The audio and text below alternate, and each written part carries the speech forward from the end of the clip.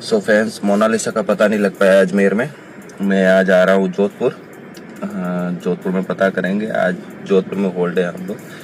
കുംഭമേളയിലെ viral പെൺകുട്ടി Mona Lisa ഫോസ്ലയുടെ വിവാഹവും അതിനെ തുടർന്നുള്ള വിവാദങ്ങളും ഇന്ത്യ മുഴുവൻ സജീവ ചർച്ചകൾക്ക് വഴിതെളിച്ചതാണ്.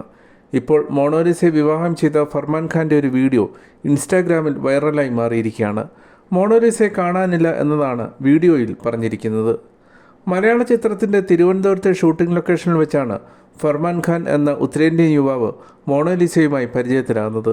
വിവാഹത്തിന് വീട്ടുകാരുടെ എതിർപ്പിനെ തുടർന്ന് ഇരുവരും തമ്പാനൂർ പോലീസ് സ്റ്റേഷനിൽ അഭയം തേടുകയും അതേ ദിവസം വൈകുന്നേരം അവരുടെ വിവാഹം നടക്കുകയുമായിരുന്നു. CPM സംസ്ഥാന സെക്രട്ടറി MV ഗോവിന്ദൻ, മന്ത്രി V ശിവൻകുട്ടി എന്നിവരുടെ സാന്നിധ്യത്തിൽ അരിമാനൂർ നൈനാർ ദേവക്ഷേത്രത്തിൽ വെച്ചായിരുന്നു ഇരുവരുടെയും വിവാഹം.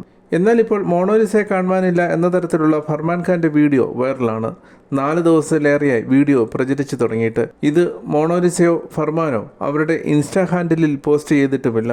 മോണോലിസ വീട് വിട്ട് ഇറങ്ങി എന്നും അവളെ അന്വേഷിച്ച് താൻ അജ്മീറിലും രാജസ്ഥാനിൻ്റെ പല ഭാഗങ്ങളിലും നടക്കുന്നുവെന്നും സൂചന ലഭിക്കുന്നവർ അറിയിക്കണം എന്നുമാണ് വീഡിയോയിലെ വാചകങ്ങൾ. മോണോലിസ വീട് വിട്ടുപോയി എന്ന ഫർമാൻ്റെ മുഖത്തോടുകൂടി പ്രചരിക്കുന്ന വീഡിയോയുടെ ആധികാരികത എത്രത്തോളമുണ്ട് എന്ന് വ്യക്തമല്ല. ഏപ്രിൽ 4 മോണോലിസ പോസ്റ്റ് ചെയ്ത വീഡിയോയിൽ ഫർമാൻ തലമുടി വെട്ടിയൊതുക്കിയ നിലയിലായിരുന്നു. ഈ വീഡിയോയിൽ നീണ്ട തലമുടിയോടുകൂടിയ ഫർമാൻ ഖാനെയാണ് കാണാൻ കഴിയുക.